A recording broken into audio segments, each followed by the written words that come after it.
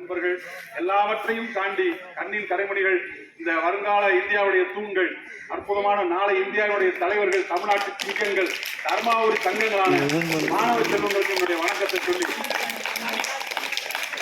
இன்றைய நாள் ஒரு அற்புதமான நாள். தெரிஞ்சோ தெரியாம இந்த நாளை சித்திரகுமார் செலக்ட் பண்ணியிருக்கார். இன்னைக்குதான் ஊவேசாவுடைய பிறந்த நாள். தமிழ் தாத்தா ஊவேசா. நாங்க படிக்கும் போது அவரை திட்டுவோம். ஏன்னா அவர் தான் ஓலைச்சுவடியில் இருந்த கம்பராமாயணம், திருக்குறள், சிலப்பதிகாரம், நாலடியார் போன்ற நூல்கள் எல்லாம் ஓலைச்சுவடியில் இருந்து, அந்த ஓலைச்சுவடியில் இருந்து கரையை அழிச்சு போகாம அதை புறமா படிக்கிறதுக்கு புத்தகமா அச்சிட்டு சென்றவர் யாருன்னா ஊவேசாமிநாதர். ரொம்ப கஷ்டப்பட்டு, அடிப்படையில் ரொம்ப கஷ்டப்பட்டு படிச்சு மேல வந்தவர். ஒரு கல்லூரி பேராசிரியராகி 1855 பிறந்தவர். 1855 வருஷத்தை பார்த்துக்கங்க. அதனாலதான் படித்தவனுக்கு சிறப்பு. அந்த வருஷத்துல கவுன்சிலர் நமக்கு தெரியாது. 1855 பிறந்த எம்எல்ஏ நமக்கு தெரியாது. அந்த ஊர்ல முட்டாள் மிராசி யாரும் தெரியாது. ஆனா படித்த ஊவேசாவை இன்றளவும் வரலாறு பதிவு செய்திருக்கிறது. மன்னனும் மாசர கற்றோனும் சீர்தூக்கி மன்னனில் கற்றோன் பேர் பெற்றோன், மன்னனுக்கு தன் தேசமெல்லாம் சிறப்பில்லை, கற்றோருக்கு சென்றவிடமெல்லாம் ஔவையார் சொன்னது. அப்பேற்பட்ட ஊவேசா பிறந்த நாள். அவர் இல்லைன்னா தமிழ் இலக்கியமே இல்லை. உலகரங்கில் தமிழ் மொழி இன்று ஓங்கி ஒலிக்கிறது. மற்ற மொழிகள் உலகில் தோன்றிய பழமையான மொழிகள் 6 மொழிகள் இன்றும் இலக்கணம், இலக்கியம், பேச்சு, வழக்கு என்று தொன்மை சார்ந்த சில மொழி நம்முடைய தாய்மொழியா தமிழ். நாமெல்லாம் தமிழர் என்பது பெருமை. இன்னைக்கு மாணவர்கள்ட்ட பேசுறது ரொம்ப கவனமா பேச வேண்டியது. ஒரு சயின்ஸ் வாத்தியார், ஒரு சயின்ஸ் வாத்தியார் பள்ளிக்கூடத்துல போய், டேய், சிங்கத்திற்கும் சிறுத்தைக்கும் என்ன வித்தியாசம் கேட்கிறான். உடனே சொல்றேன், சிங்கம் என்பது சூர்யா நடித்த படம், சிறுத்தை என்பது அவன் தம்பி கார்த்திக் நடித்த படம். அட பாவி. அடுத்து புலிக்கும் எலிக்கும் என்ன வித்தியாசம்? புலி என்பது நடிகர் விஜய் நடித்த படம், இளைய தளபதி விஜய் நடித்த படம். எலி என்பது வடிவேல் நடித்த படம். எல்லாம் திருத்தவே முடியாதான்ட்டு ரொம்ப டென்ஷன் ஆகி அடுத்து கணக்கு வாத்தியார் வர, நாளையும் கூட்டினா 8, 10யும் கூட்டினா 20, 200 கூட்டினா எவ்வளவு? எனக்கு கோவம் வரும்ன்றான். ஏன் சின்ன கணக்கெல்லாம் நீங்க போடுவீங்க, பெரிய கணக்கெல்லாம் நான் போடணுமா? ஒரு கழித்த கணக்கு எழுதி போறாரு. 42 இருந்து 28 கழிக்கணும்.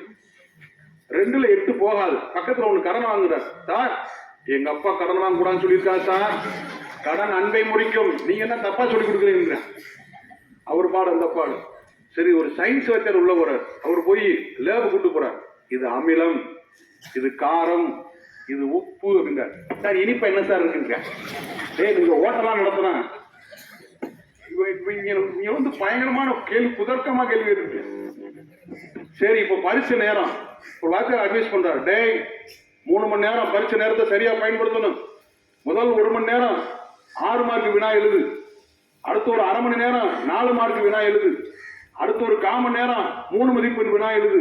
அடுத்து ஒரு 1 மணி நேரம் நீ 1 மதிப்பெண் வினா எழுது. கேட்கிறேன், இப்படியே 3 மணி நேரம் வினாவே எழுதிக்கிட்டு இருந்தா விடை எப்ப எழுதுன்னு கேட்கிறேன். ஏண்டா அப்படி சொல்றீங்க? இந்த மாதிரி மாணவரோட சந்திப்பது பெரிய விஷயமா இருக்கு.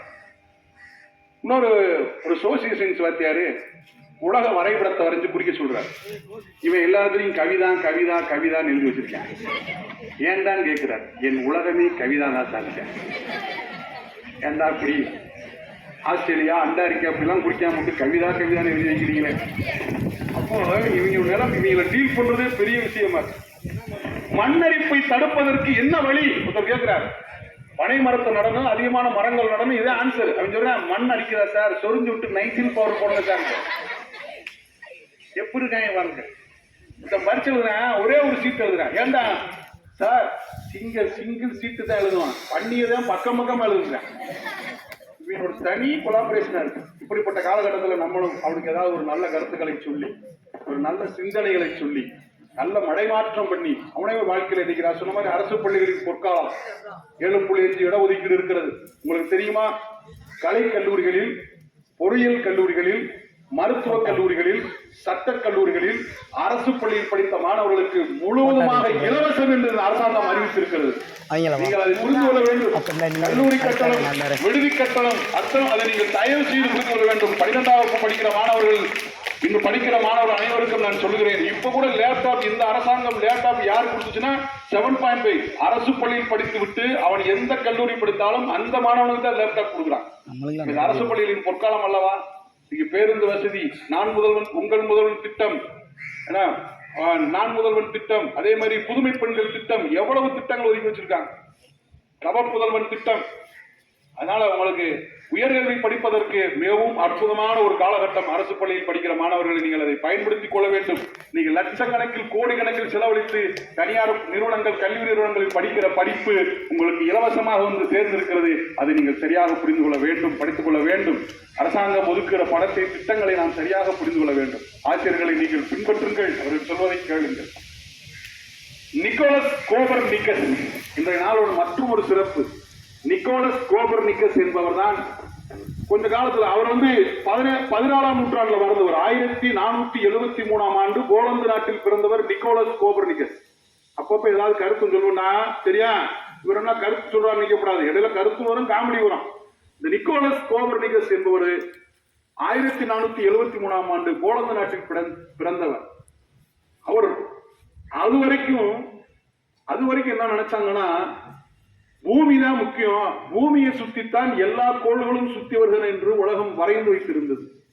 மத நம்பிக்கையாளர்கள், அடிப்படை மதவாதிகள் இப்படித்தான் பரப்பிக் கொண்டிருந்தார்கள். நிக்கோலஸ் கோபர்னிக்கஸ் என்பவர் தான் சூரியன் தான் முக்கியமானது, கேலக்சி, இந்த சூரியனை சுற்றித்தான் அத்தனை கோள்களும் சுழல்கின்றன என்பதை கண்டுபிடித்து அதை வெளியிட்டார். அந்த நிக்கோலஸ் கோபர்னிக்கஸ் இந்த ஆய்வு செய்வதற்கு அங்குள்ள மத அடிப்படைவாதிகள் எல்லாம் இவருக்கு எதிர்ப்பு தெரிவித்த பொழுது அதை 16 மொழிகளில் மொழிபெயர்த்து, அவருக்கு 16 மொழி தெரியும்.